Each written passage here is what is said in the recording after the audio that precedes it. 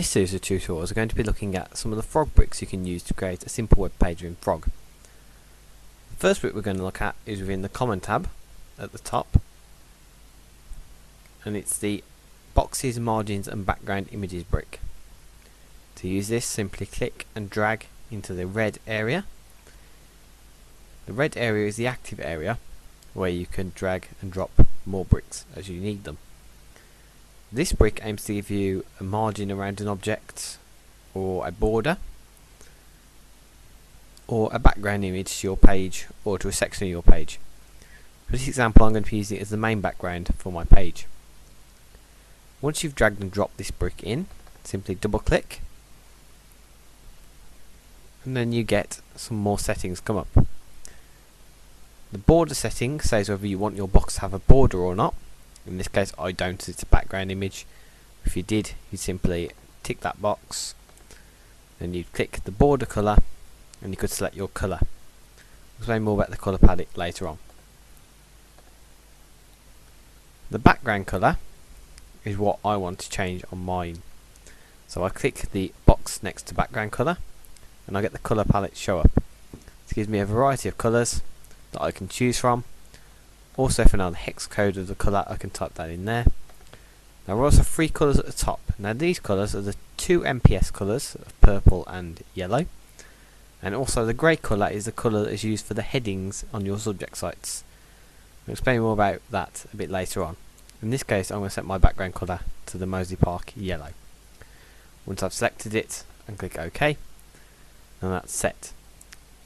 Now the margin bit is whether I want any space left around my website. In this case I don't want any space, so I'm going to set it to 0. You can set that depending on how much space you want on your site. You can easily change it at a later time if you want to, so just play around with that to find what suits you best. And the alignment is how you want the bricks to be aligned in your website. I would always recommend using center if you're doing this as a main background.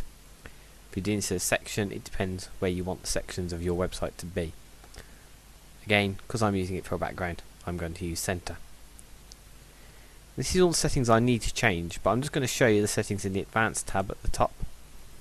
In here you can set whether you want a background image or not.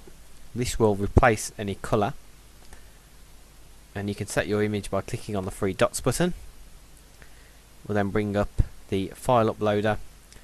You can find the folder you want to upload your file to, click browse, find the file, and then click upload. Once you've selected it, click OK. In this case I'm not going to add an image to mine. This is the alignment of the background image. So at the moment the image would be central. You can adjust it to the top left, the top, or the top right, in any direction you wish. This says whether you want to tile your background image or not. So if the page went over a size that your image is, you could tile it so it would continue that image across. This sets direction, whether you want it to tile vertically or horizontally or in both directions. And this is a link you can set to your background image if you wish, so that when somebody clicks on your background it will take them to a certain web page. To add this, simply click on the 3 dots again, and you can either set it to an internet page by typing in the URL to this box here, or you can set it to another page within RVLE by searching for the page within the files.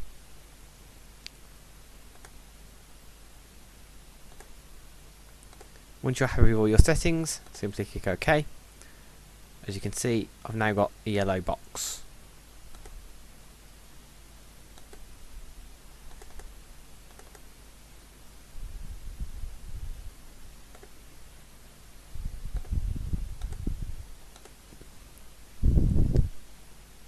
That concludes the tutorial on using the boxes, margins and background images brick.